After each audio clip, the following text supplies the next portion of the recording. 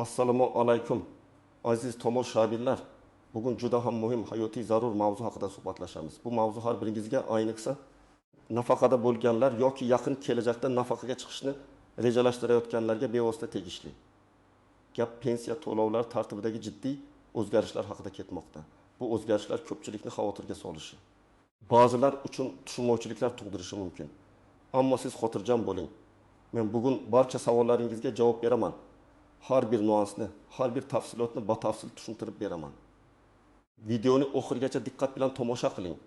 Chunki bugungi ma'lumot sizning moddiy farovonligingiz va kelajagingiz uchun kritik darajada muhimdir. Agar hali kanalimizga obuna bo'lmagan bo'lsangiz, hoziroq obuna bo'lish tugmasini bosing va videoga like qo'yishni unutmang. Bu bizga bunday foydali ma'lumotlarni ko'proq odamlarga yetkazishga yordam beradi. Keling avvalo eski tizim qanday ishlagani va bugungi kungacha qanday tartiblar mavjud bo'lgani qisqacha eslab o'taylik. Ilgari ko'pchilik nafaqaxo'rlar pensiyalarni pochta bo'limlari orqali yoki mahallada joylashgan bank kassalaridan naqd pul shaklida olishardi. Ayrimlar uchun har oyning ma'lum bir sanasida pochta xodimlari pensiyalarni uylariga yetkazib berishardi. Bu tartib ko'pchilik uchun odatiy holga aylangan edi. Ayniqsa yoshi ulug' insonlar uchun ancha qulay edi. Ular har oy o'z vaqtida naqd pulni qo'llariga olishar, uni bevosita o'z ehtiyojlariga sarflashar edi. Bank kartalari orqali pensiya olish imkoniyati ham mavjud edi, lekin u hamma uchun ham keng tarqalmagan edi, ayniqsa qishloq joylarda. Texnologiyaga unchalik mo'yil bo'lmagan fuqarolar orasida naqd pul olish usuli ustunlik qilardi. Pensiya hisoblash tizimidan ma'lum bir xususiyatlar bor edi.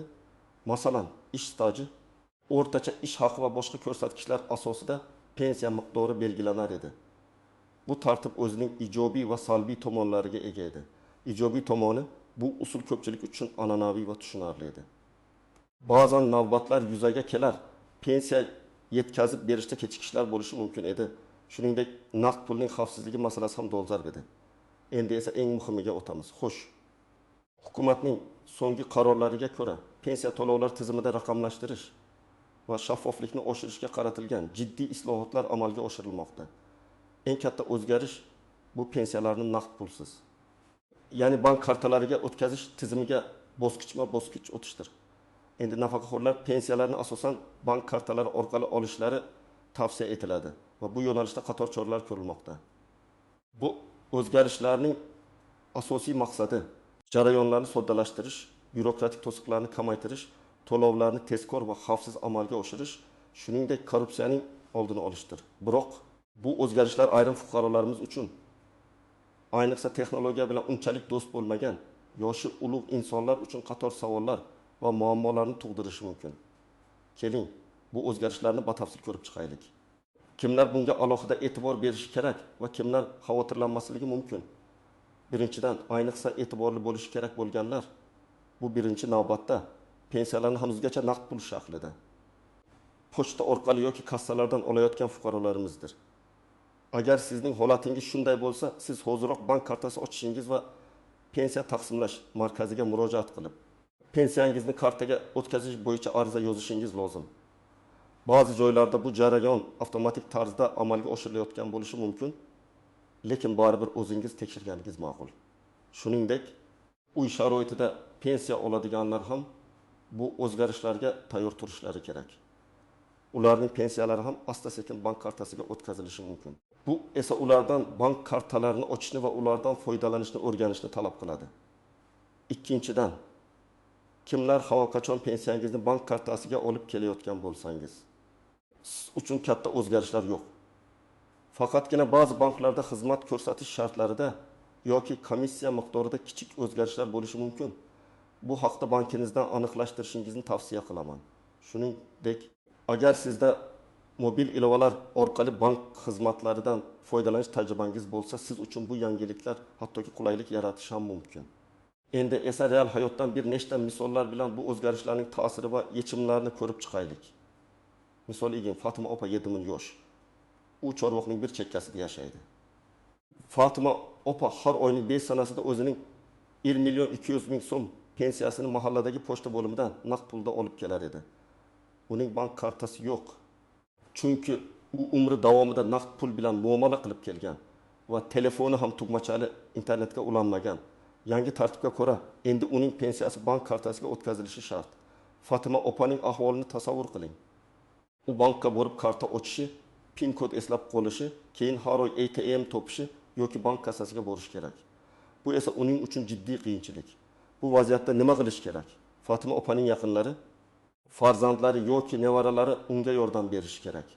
Ular uni eng yaqin bank filialiga olib borib, bepul pensioner kartasi ochishiga ko'maklashishlari kerak. Kartani qanday ishlatishni, pin kodni qanday eslab qolishni, ATMdan pul yechishni o'rgatishlari zarur. Agar yaqinlari yordam bera olmasa, mahalla faollari, ijtimoiy xodimlar yoki mahalliy hokimiyat organlariga murojaat qilish lozim. Ko'pgina banklar hozirda yoshi ulug' mijozlar uchun maxsus maslahat xizmatlarini yo'lga qo'ygan. Fatima opaning pensiyasi oyning 5 sanasidan 10 sanasiga ko'chirilishi mumkinligi sababli. U bu haqda avvaldan xabardor bo'lishi va shunga yarasha o'z xarajatlarini rejalashtirishi kerak. Bu kabi o'zgarishlar dastlabki bosqichda nafaqat Fatima opa, balki ko'plab yoshi ulug' insonlar uchun qiyinchilik tug'dirishi mumkin. Ammo bu borada aholiga yordam berish tizimi ham yo'lga qo'yilmoqda. Misol 2 Ahmad aka 65 yosh katta shaharda yashaydi. Uning bank kartasi bor va pensiyasini shu kartaga olib keladi. Uning pensiya miqdori 1.800.000 so'm. U mobil bankingdan ham foydalanadi. U uchun nima o'zgaradi? Ehtimol uning bank kartasida avtomatik ravishda yangi turdagi, masalan, Humo yoki Uzkart tizimiga moslashtirilgan kartaga almashtirilishi mumkin. Yoki pensiya to'lov sanasi o'zgarishi mumkin. Masalan, ilgari oyning chaqas sanasida tushgan bo'lsa, endi unik sanasida tushishi mumkin. Ahmad aka bunday holatda o'z bankining mobil ilovasi orqali yoki bankning rasmiy veb-sayt saytida orqali o'z pensiya to'lovi sanasini va kartaning holatini tekshirishi kerak. Agar bank kartasi almashtirilishi kerak bo'lsa, bank unga bu vaqtda oldindan xabar beradi va yangi kartani olish tartibini tushuntiradi. Ahmad aka kabi fuqarolar uchun bu o'zgarishlar faqatgina bir oz moslashishni talab qiladi. Ammo umuman olganda, ularning hayotiga salbiy ta'sir ko'rsatmaydi, balki ko'proq qulaylik yaratishi mumkin. Misol uchun, endi Ahmad aka pensiyasini kecha-yu kunduz ATM orqali yechib olishi yoki tovarlar uchun bevosita kartadan to'lov qilishi mumkin. Bu esa naqd pul tashish xavfini kamaytiradi. Misol uchun, Dilnoza opaning qizi 75 yosh yaqinda pensiyaga chiqdi. U ilgari yuqori lavozimda ishlagan va uning o'rtacha ish haqi 3 million so'm bo'lgan. Unga 1.600.000 so'm miqdorida pensiya tayinlangan. U yosh zamonaviy ayol. U uchun bu o'zgarishlar nimani anglatadi? U allaqachon bank kartalaridan faol foydalanadi va mobil ilovalarni biladi. U uchun bu yangiliklar faqatgina qulaylik yaratadi. U pensiyasini to'g'ridan-to'g'ri kartasiga oladi va uni istaganicha boshqaradi. Uning uchun bu o'zgarishlar moliyaviy xizmatlardan yanada samarali foydalanish imkoniyatini beradi. Bu o'zgarishlarning sabablari va oqibatlari haqida ham gapirib o'taylik. Hukumat bu choralar bilan byurokratik jarayonlarni kamaytirib, pensiyalarni tezroq va shaffofroq yetkazib berishni maqsad qilgan. Markazlashgan raqamli tizim orqali to'lovlar nazorati kuchaytiriladi. Bu esa korrupsiya xavfini kamaytiradi va mablag'larning samarali ishlatilishini ta'minlaydi. Iqtisodiy jihatdan naqd pulsiz hisob-kitoblar bank sektorini rivojlantiradi va iqtisodiyotga pul aylanmasini tezlashtiradi. Biroq bu jarayon oddiy nafaqaxo'rlar uchun, ayniqsa yoshi kattalar uchun dastlabki bosqichda bir qator qiyinchiliklarni keltirib chiqarishi mumkin. Ular texnologiyaga moslashishga, yangi tartiblarni o'rganishga majbur bo'lishadi. Ammo uzoq muddatda bu o'zgarishlar to'lov tizimini ancha qulay, xavfsiz va samarali qiladi. Endi esa ushbu yangi tartibga tegishli bo'lgan istisnolar, e'tibordan chetda qolishi mumkin bo'lgan jihatlar va ba'zi tuzoqlarni muhokama qilamiz. Istisnolar. Har qanday yangi tizimda doim istisnolar mavjud bo'ladi. Birinchidan, nogironlik bor shaxslar. Ba'zi bir og'ir nogironligi bo'lgan. Uydan chiqish imkoni bo'lmagan fuqarolar uchun alohida tartiblar saqlanib qolishi mumkin. Ular pensiyalarini uyga yetkazib berish xizmati orqali olishda davom etishlari mumkin. Ammo bu holatda ham ularning huquqlarini himoya qilish maqsadida pensiya jamg'armasi bilan bog'lanib, shaxsiy holatingizni tushuntirishingiz va zarur bo'lsa tegishli hujjatlarni taqdim etishingiz lozim. Har bir holat alohida ko'rib chiqiladi. Ikkinchidan, juda olis chekka qishloqlarda yashovchi fuqarolarimiz uchun u yerlarda bank filiallari yoki ATMlar mavjud bo'lmasligi, internet aloqasi past bo'lishi mumkin. Bunday holatlarda pochta orqali pensiya yetkazib berish xizmati qisqa muddatga saqlanib qolishi mumkin.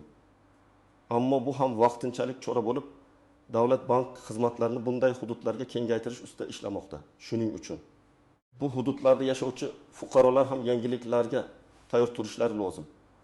Uchinchidan, ba'zi bir tibbiy sabablarga ko'ra bank kartasidan foydalana olmaydigan shaxslar uchun ham vaqtinchalik yechimlar taklif etilishi mumkin. Masalan, ular uchun ishonchli vakil orqali pensiyani olish tartibi saqlanib qolishi mumkin. Ammo bu holat ham pensiya jamg'armasi tomonidan qat'iy nazorat qilinadi. Tuzoqlar va noaniq jihatlar, afsuski, har qanday o'zgarishlar firibgarlik uchun ham yangi imkoniyatlar ochadi. Firibgarlar fuqarolarning ma'lumot yetishmasligidan foydalanib, ularning pullarini o'zlashtirib olishga harakat qilishadi. Birinchidan, o'zingizni bank xodimi yoki pensiya jamg'armasi xodimi deb tanishtiradigan shaxslardan ehtiyot bo'ling. Ular sizga qo'ng'iroq qilib, pensiya kartangizni yangilash kerak. Shuning uchun bank kartangiz raqamini amal qilish muddatini va orqa tomondagi 3 xonali CVV kodini aytishingiz kerak deyishlari mumkin. Yoki pensiya to'lovingizda muammo yuzaga keldi. Shu sababli sizga kelgan SMS kodini ayting deyishlari mumkin. Esalang, hech qachon hech qanday bank xodimi yoki davlat idorasi xodimi sizdan bank kartangizning PIN kodi, CVC kodi yoki SMS orqali kelgan tasdiqlash kodini so'ramaydi. Bu ma'lumotlarni oshkor qilish, pullaringizni firibgarlarga berish demakdir. Agar shunday qo'ng'iroq bo'lsa, darhol aloqani uzing va bankning rasmiy ishonch telefoniga qo'ng'iroq qilib, vaziyatni tushuntiring. Ikkinchidan, texnik qiyinchiliklar. Mobil ilovalar ishlamay qolish. Internet aloqasi uzilishi yoki ATMlarning nosozliklari ham vaqti bilan yuzaga kelishi mumkin. Bunday holatlarda xotirjamlikni saqlab, bankning yordam xizmatiga murojaat qilish yoki yaqinroqdagi boshqa ATMni topishga harakat qilish lozim. Uchinchidan, tizimdagi xatolar. Ba'zida ma'lumotlar bazasida xatolar yuzaga kelishi va pensiya miqdorining noto'g'ri hisoblanishi yoki to'lovning kechikishi mumkin. Bunday holatlarda darhol pensiya jamg'armasining mahalliy bo'limiga murojaat qiling va vaziyatni tushuntiring. Hujjatlaringizni to'liq taqdim etib, xatoni tuzatishni talab qiling. E'tibordan chetda qolishi mumkin bo'lgan noaniq jihatlar. Birinchidan, mahalla qo'mitalarining roli. Mahallalar pensiya o'zgarishlari davrida juda muhim yordamchi bo'lib xizmat qilishi mumkin. Ular yoshi ulug'larga bank kartalari ochishda, mobil ilovalardan foydalanishni o'rgatishda, firibgarlardan himoyalanishda, ma'lumot berishda yordam berishlari kerak. Agar sizda yordamga muhtoj qariyalar bo'lsa, mahalla faollariga murojaat qiling yoki o'zingiz yordam bering. Ikkinchidan, pensiya jamg'armasi bilan bog'liq ma'lumotlarni yangilash. Eng muhimi, aloqa ma'lumotlaringiz, telefon raqamingiz, manzilingiz pensiya jamg'armasi tizimida to'g'ri ekanligiga ishonch hosil qiling. Agar ular noto'g'ri bo'lsa, siz muhim xabarlarni o'z vaqtida olmasligingiz mumkin. Bu ayniqsa pensiya to'lovi sanasi o'zgarganda yoki yangi xizmatlar paydo bo'lganda juda muhim. Uchinchidan, pensiya bilan bog'liq boshqa ijtimoiy to'lovlar. Ba'zi fuqarolarga pensiyadan tashqari boshqa ijtimoiy nafaqalar ham to'lanadi. Yangi tizimda bu nafaqalar ham bank kartasiga o'tkazilishi mumkin. Shuning uchun barcha turdagi to'lovlar haqida pensiya jamg'armasidan aniq ma'lumot olishni unutmang. Endi esa aziz tomoshabinlar, siz nima qilishingiz kerakligi haqidagi aniq va amaliy tavsiyalarga o'tamiz. Bu bosqichlar sizga o'zgarishlarga tez va muvaffaqiyatli moslashishga yordam beradi. Birinchi qadam, pensiya to'lovi jadvalingizni tekshiring. Qayerdan tekshirasiz? Siz pensiya jamg'armasining rasmiy veb-saytiga pensiya.uz kirib, mening pensiyam bo'limi orqali shaxsiy ma'lumotlaringizni kiritib tekshirishingiz mumkin.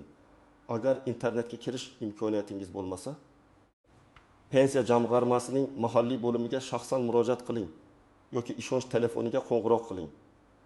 Telefon raqamlari odatda pensiya jamg'armasining veb-saytida va mahalliy filiallarda ko'rsatilgan bo'ladi.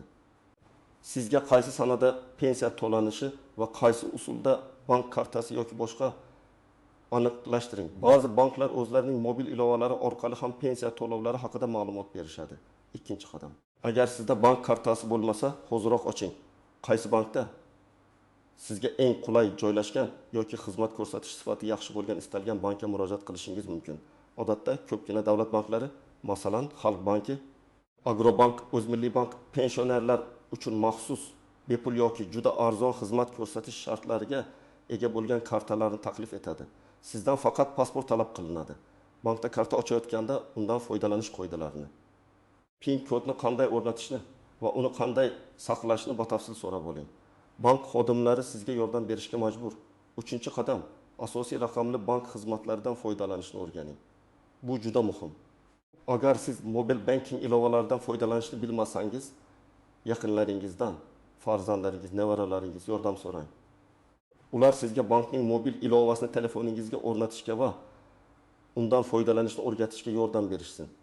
Eng asosiysi balansni tekshirish, pul o'tkazish, masalan. Kommunal to'lovlar uchun va PIN kodni o'zgartirish kabi funksiyalarni o'rganish. ATMlardan pul yechishni ham o'zlashtirib oling. Esda tuting, har qanday bankomatda sizning kartangiz bilan ishlash bo'yicha qo'llanmalar bor. Yoki bank xodimlaridan bu haqda so'rang. Mahallalarda bankomatdan foydalanish bo'yicha ko'rsatma kabi tadbirlar tashkil etilishi mumkin. 4-qadam, aloqa ma'lumotlaringizni yangilang.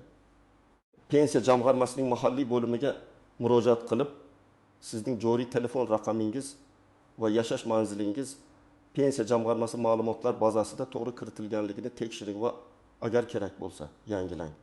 Bu sizning har qanday muhim xabarlar va o'zgarishlar haqida o'z vaqtida xabardor bo'lishingizni ta'minlaydi. Sizning ishonchli aloqa ma'lumotlaringiz mavjudligi firibgarlardan himoyalanishga ham yordam beradi. Chunki rasmiy xabarlar faqat tasdiqlangan raqamga yuboriladi. 5-qadam, firibgarlikka qarshi ogoh bo'ling. Yuqorida aytib o'tganimdek, hech qachon hech kimga bank kartangizning PIN kodi, CVC kodi yoki SMS orqali kelgan tasdiqlash kodini aytmang. Shubhali qo'ng'iroqlar yoki SMSlarga javob bermang. Agar sizdan pensiya jamg'armasi yoki bank nomidan shaxsiy ma'lumotlaringizni so'rashsa, ularning haqiqiyligiga shubha qiling va darhol rasmiy ishonch telefonlariga qo'ng'iroq qilib vaziyatni aniqlashtiring. Shuningdek, notanish joylarda kartangizni ishlatishda ehtiyot bo'ling. 6-qadam. O'z huquqlaringizni biling va himoya qiling. Agar pensiya to'lovingiz kechiksa, miqdori noto'g'ri bo'lsa yoki boshqa muammolar yuzaga kelsa, pensiya jamg'armasining mahalliy bo'limiga yozma ravishda ariza bilan murojaat qiling. Ariza nusxasini o'zingizda saqlab qoling va qabul qilinganligi haqida belgi qo'yishlarini talab qiling. Muammo hal bo'lmasa, yuqori turuvchi tashkilotlarga yoki ombudsman institutiga murojaat qilish huquqiga egasiz. Har bir nafaqaxo'r o'z pensiyasini o'z vaqtida va to'liq miqdorda olishga haqli. Kerakli hujjatlar ro'yxati. Pensiya jamg'armasiga yoki bankka murojaat qilayotganda sizga quyidagilar kerak bo'lishi mumkin. 1. Pasport. Bu sizning shaxsingizni tasdiqlovchi asosiy hujjat. 2. Pensiya guvohnomasi agar mavjud bo'lsa, bu hujjat pensiya tayinlanganligini tasdiqlaydi. 3. Bank kartasi ma'lumotlari, agar kartangiz bo'lsa, raqami va amal qilish muddati. 4. Ba'zi arizalar uchun, masalan, pensiya to'lov usulini o'zgartirish uchun pensiya jamg'armasi tomonidan beriladigan maxsus shakldagi arizani to'ldirish talab qilinishi mumkin. Aziz do'stlar, umid qilamanki, bugungi videomiz siz uchun juda foydali bo'ldi va pensiya to'lovlaridagi o'zgarishlar haqida barcha savollaringizga javob topdingiz. Esda tuting, har qanday o'zgarishlar dastlab qiyinchilik tug'dirishi mumkin. Ammo ularga to'g'ri yondashsak va kerakli choralarni ko'rsak, bu qiyinchiliklarni osonlikcha yengib o'tish mumkin. Asosiysi xabardor bo'lish, ogoh bo'lish va kerakli choralarni o'z vaqtida ko'rish. Pensiya bu sizning uzoq yillik mehnatingizning natijasi. Shuning uchun uning har bir tiyini muhim. O'z huquqlaringizni biling va ularni himoya qilishdan cho'chmang. Agar sizda hali ham savollar bo'lsa, pastdagi izohlarda yozib qoldiring. Men ularga javob berishga harakat qilaman. Videoga like bosishni va kanalga obuna bo'lishni unutmang. Zero bu sizning qo'llab-quvvatlashingiz biz uchun juda qadrli. Sog' bo'ling va moliyaviy barqarorlik doimo hamrohingiz bo'lsin.